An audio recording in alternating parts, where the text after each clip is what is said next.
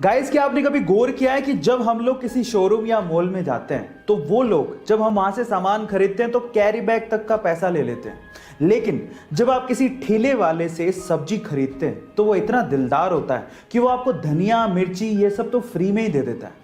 और गाइस, हम लोग मॉल या शोरूम में जाके कभी मोल भाव नहीं करते, लेकिन इन सब्जी वालों के साथ मोल भाव करने लगते हैं। क्या आपको नहीं लगता कि हमें अपनी सोच बदलनी चाहिए? गाइस, आप लोगों का इसके बारे में क्या ख्याल है? चैट सेक्शन में जरूर लिखेगा।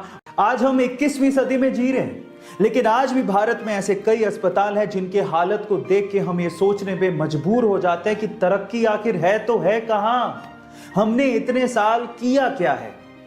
जैसे कि इस तस्वीर में ही देख लीजिए, एक पिता है जो अपनी बीमारी के चलते अस्पताल में भर्ती होने को मजबूर है। उसे ग्लूकोज की बोतल चढ़ाई गई है, लेकिन अस्पताल में इतनी भी सुविधा नहीं है कि ग्लूकोज की बोतल को टांगा जा सके। एक ग्लूकोज की बोतल को टांगने का स्टैंड तक नहीं है। लेकिन सलाम है इस बहादुर बच्ची को जो अपने पिता को बचाने के लिए इस ग्लूकोज की बोतल को लगभग 2.5 घंटे तक हाथ में पकड़ के खड़ी रही। गाइस, जहां अस्पतालों की हालत देख के दुख होता है, वहीं इन बहादुर बच्चों को देख के गर्व महसूस होता है। गाइस, आपको ये जान के कैसा लगा? चैट सेक्शन में जरूर लिखिएगा। और एक बार एक वकील कोर्ट में भारत के 40 स्वतंत्रता सेनानियों को बचाने के लिए केस लड़ रहे थे, जिन स्वतंत्रता सेनानियों को अंग्रेजों ने फांसी की सजा सुनाई हुई थी।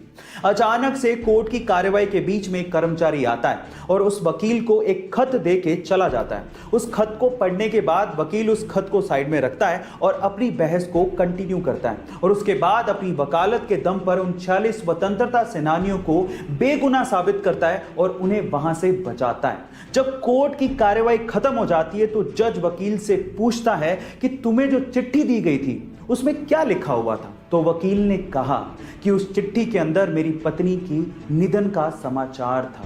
गाइस, अपनी पत्नी के निधन का समाचार सुनने के बावजूद भी अपने कर्तव्य को निभाने वाले कोई और नहीं बल्कि लौह पुरुष सरदार वल्लभ भाई पटेल थे। सरदार वल्लभ भाई पटेल के इस बलिदान को शत शत नमन।